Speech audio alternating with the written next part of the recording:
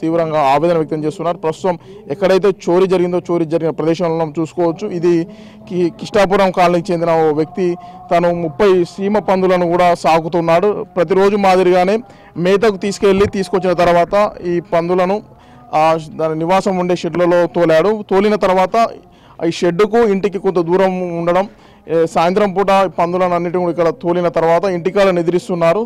తెల్లవారుజామున ఏదైతే సుమారు 30 పందులకు మేత పెట్టేందుకు వచ్చి చూడగా ఈ పందులు కనిపించడం లేదు. అయితే దీన్ని చూసి అవాక్కైన సదరు పందుల యజమాని అవాక్కై పోలీస్ స్టేషన్లో కూడా ఫిర్యాదు చేశారు. అయితే సుమారు 7 వ్యక్తులు ఈ పందులను తోలుకెళ్లి బొలెరో వాహనంలో ఎక్కించడం కూడా సీసీ కెమెరాలో రికార్డ్ అయింది. ప్రస్తుతం మహబూబాబాద్ జిల్లాలో పందుల దొంగతనం అనేది సంచలనంగా మారింది.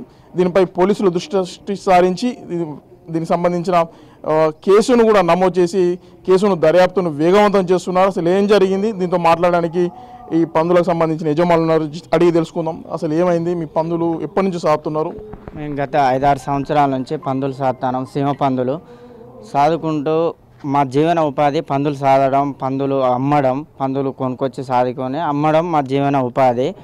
ఈసారి పందులు తీసుకొచ్చడం మహిళా సంఘంలో డాక్టర్ గ్రూపులో 1 లక్ష రూపాయలు లోన్ తీసుకున్నాం. వాటి ద్వారా పందులు తీసుకొచ్చి సాదుతాం. అయితే తీరా ఇప్పుడు ఆ పందులని అమ్మే టైము ఇప్పుడు. అయితే మా భార్యకు తనకు ఒక సర్జరీ చేపియాలి. వాటిని అమ్మేసి కొన్ని డబ్బులు అప్పు తీసుకొచ్చి అక్కడ అప్పు కట్టి తనకు సర్జరీ చేయించుకునే టైంలోనే 5వ తారీఖు నైటు నేను 11 గంటలకు దొడ్డికాడికి వచ్చి చూస్తే పందులు పడుకొనే ఉన్నాయి. నేను రోజు సాయంత్రం పొద్దుగాల పందులను ఇప్పి మేత పోస్తా వాటికి. మళ్ళీ ఉదయం 6 గంటలకు వచ్చేసరికి తాళం పగలగొట్టి ఆ గేట్ కాడ పగలగొట్టి పందులని తోలుకపోయినట్టు వేరే దగ్గర ఒక సీసీ ఫుటేజ్లో వాళ్ళు అవపడ్డాయి. ఒక 7 మనుషులు ఉన్నారు, వాటిని తీసుకెళ్ళినారు. దయచేసి పోలీసులకు నమస్కరించి చెప్పేది మమ్మల్ని మాటి మీదనే మా జీవన ఉపాధి. కొంచెం మాకు అవి ఎక్కడికి వెళ్ళిన మాకు తీసుకురాగలరని పోలీసుల వారికి కోరుకుంటున్నాం. మీరు చెప్పండి, పందులు మీకు ఎన్ని ఉన్నాయి? అయితే వీటిని పందుల పైన గమనించి ఏం చేసారు మీరు? పోలీసుల పేరు అయితే పోలీసులు ఏమంటున్నారు? వాళ్ళు చూసి సీసీ ఫుటేజ్ ద్వారా చూసి మీకు ఖచ్చితంగా అప్పచెప్తామని అన్నారు. 30 పందులు 4-5 లక్షల రకా ఉంటుంది.